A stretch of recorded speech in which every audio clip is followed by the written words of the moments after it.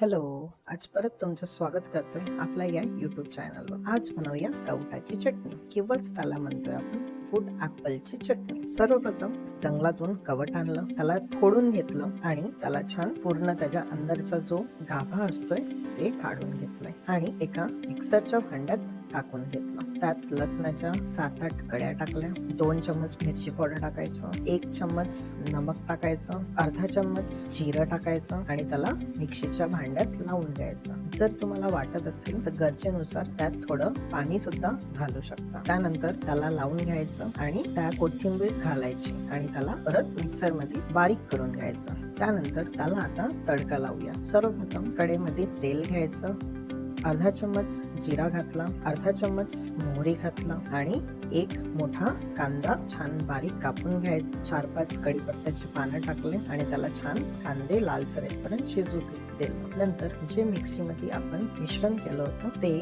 सुद्धा त्यात घातलं आणि त्याला छान शिजू दिलं. त्याला छान पलटवून मिक्स करून घेतलं आणि तेल सुटतपर्यंत शिजू दिलं. वरून कोथिंबीर घातलं आणि अशा पद्धतीने आपली कवटाची चटणी बिलकुल तयार झालेली आहे. खूप टेस्टी आणि 1-2 दिवस तुम्ही त्याला फ्रीज मध्ये ठेवू पण शकता. 1-2 दिवस त्याला तुम्ही खाऊ शकता जेवणासोबत किंवा तोंडी लावायसाठी. खूप टेस्टी आणि खूप बेस्ट चटणी असते. अशीच तुम्हाला नवनवीन पदार्थ बघायचे असेल तर आमच्या चॅनलला सबस्क्राईब करा. Thank you so much for watching.